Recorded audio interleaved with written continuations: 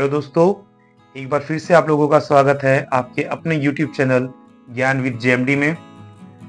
हम लोग आ चुके हैं आप लोगों के पास एक बहुत ही ज्ञानवर्धक वीडियो लेकर।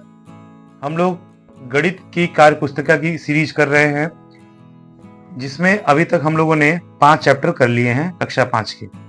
आज हम लोग छठा चैप्टर करेंगे, छठा पाठ करेंगे, जिसका नाम है मुद्रा और बैंकिंग। तो दोस्तों, आप लोगों से निवेदन है कि अंत तक इस वीडियो में बने रहें, ताकि एक भी प्रश्न का हल आप लोगों से न छूटे। तो आइए करते हैं पहला प्रश्न, कार्यपत्रक 54।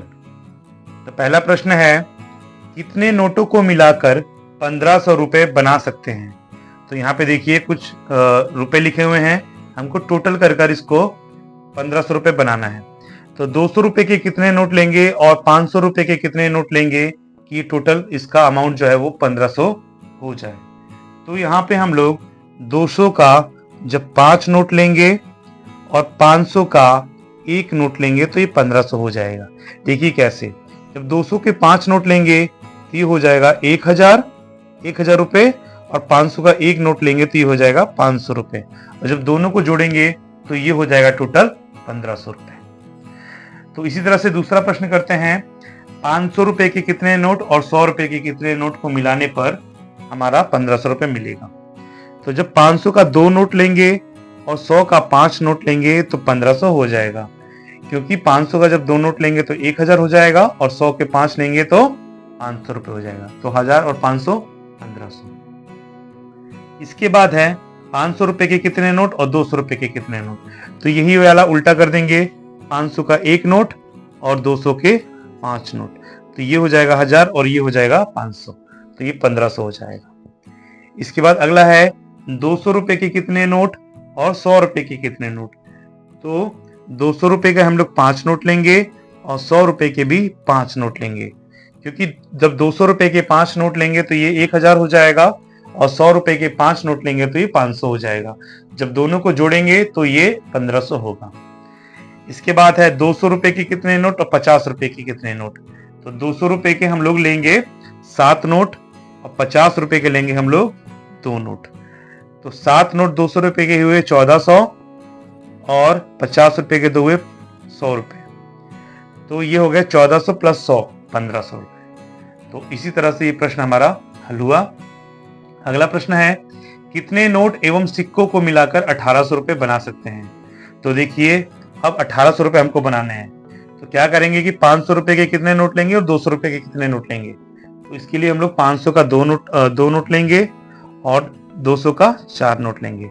200 का जब 4 नोट लेंगे तो ये 800 हो जाएगा, और 500 के 2 नोट लेने पर ये 1000 हो जाएगा। तो 1000 और 800 प्लस हुए 1800। उसी तरह से 200 के कितने और 100 के कितने?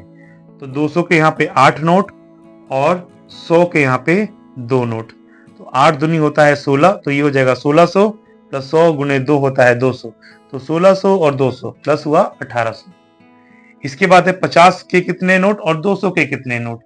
तो यहाँ पे हम लोग 50 की 4 नोट लेंगे और 200 के 8 नोट लेंगे। 200 के 8 नोट यानी 1600 और 50 रुपए के 4 नोट यानी 5 के 20 यानी 200 रुपए। 200 रुपए इसके और 1600 रुपए इसके, 200 और 1600 हुए 1800। इसके बाद है 50 रुपए के कितने नोट और 100 रुपए के कितने नोट?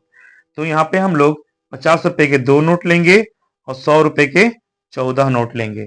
तो 14 को जब 100 से गुणा करेंगे तो ये हो जाएगा, माफ कीजिएगा, यहाँ पे 17 नोट आएगा, 17 नोट और यहाँ पे 2 नोट, 100 रुपए के 17 नोट, तो ये हो गया 1700, और 50 रुपए के 2 नोट हुए 100 रुपए, तो 1700 प्लस 100 हुए 1800। लास्ट प्रश्न है, 500 रुपए के कितने नोट, जबकि 200 रुपए के 4 नोट ऑलरेडी हमारे पास हैं और 100 रुपए के नोट हमको ज्ञात करना है। तो 200 रुपए के 4 नोट यानी 800 रुपए हमारे पास पहले हैं, अब हमको 1000 रुपए का इंतजाम और करना है। तो 1000 रुपए के लिए हम 500 का 1 नोट लेंगे और 100 के 5 नोट लेंगे। तो ये जब ये 1 लेंगे तो ये हो जाएगा 500, और ये 5 लेंगे तो ये हो जाएगा 500। 500 500 1000 और 800 1800। तो इसी के साथ ये हमारा जो कार्यपत्रक 54 है यहीं पे हल होता है। अगला कार्यपत्रक 55 हल करें, रुपए पैसे का लेन देन। रुपए पैसे का लेन देन। तो पहला प्रश्न है, सामान खरीदा एक कॉपी, जिसमें दुकानदार को देने थे 12 रुपए, समीर ने दिया 20 रुपए, तो दुकानदार ने समीर को कितने रुपए वापस किए? तो उन्होंने जब 20 रुपए दिए तो 20 में से 12 माइनस कर देंगे, तो 12 जब माइनस करेंगे 20 में से तो बचेगा 8। तो दुकानदार ने समीर को वापस किए 8 रुपए। अगला प्रश्न है, सामान खरीदा 1 किलो टमाटर, सब्जी वाले को देने थे 15 रुपए, संगम ने दिए 50 रुपए का नोट। तो जब 50 दिए तो उसमें से हम लोग 15 को घटा देंगे, तो सब्जी वाले ने संगम को कितने रुपए दिए? तो 50 में से जब 15 जाएगा तो बचेगा 35, तो 35 रुपए संगम को वापस किए। अगला प्रश्न है, सामान खरीदा 1 जोड़ी चप्पल, दुकानदार को देने से थे 115 रुपए, वैभव ने दिए 200 रुपए।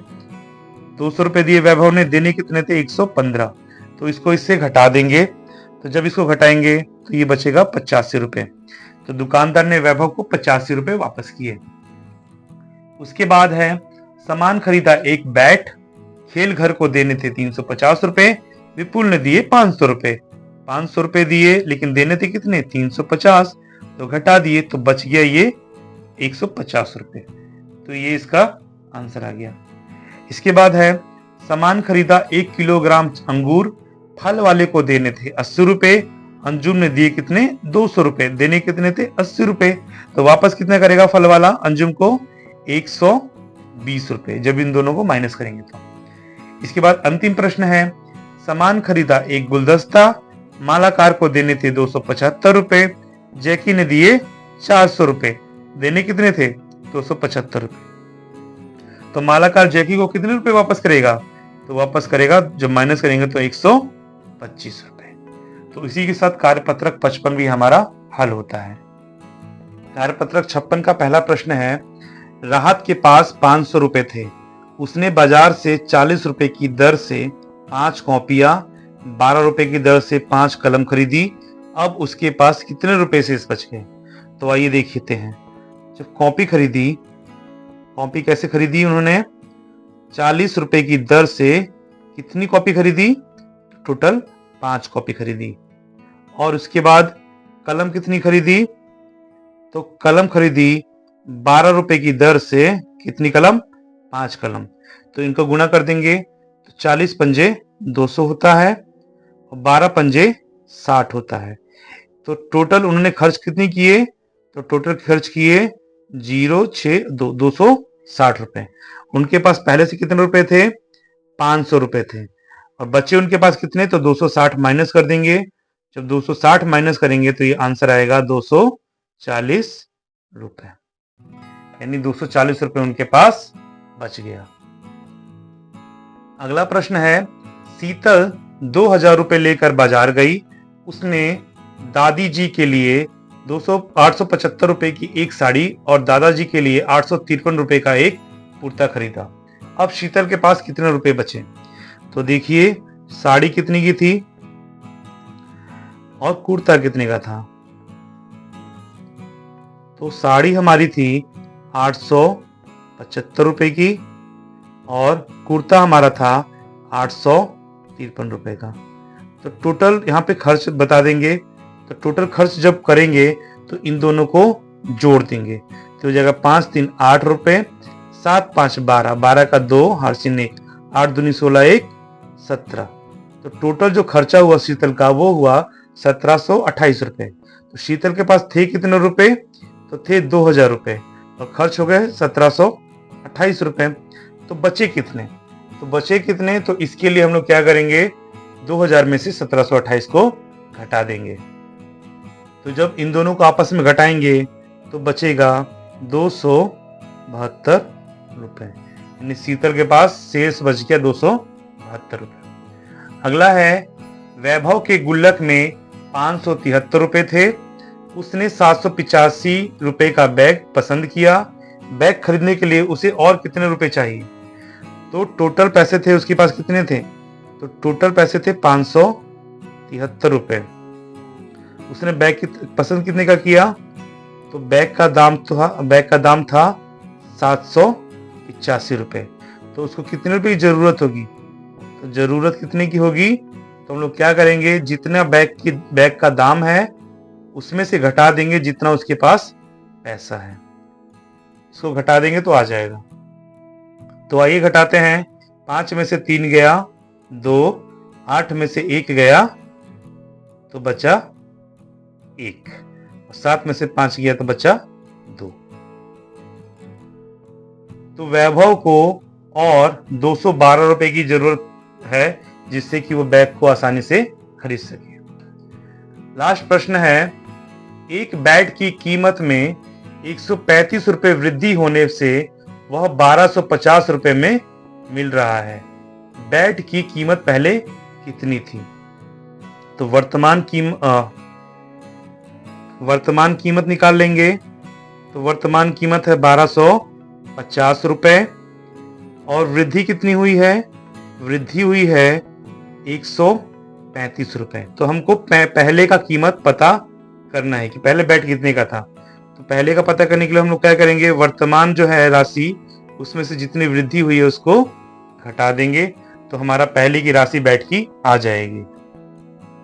तो जब इनको माइनस करेंगे तो इसका आंसर आएगा 1115 रुपए। यानी पहले ये 1115 रुपए का बैट मिल रहा था, लेकिन इसमें जब 135 रुपए की वृद्धि की गई तो ये 1250 का हो गया। तो इसी के साथ कार्यपत्रक 56 हमारा कंप्लीट होता है।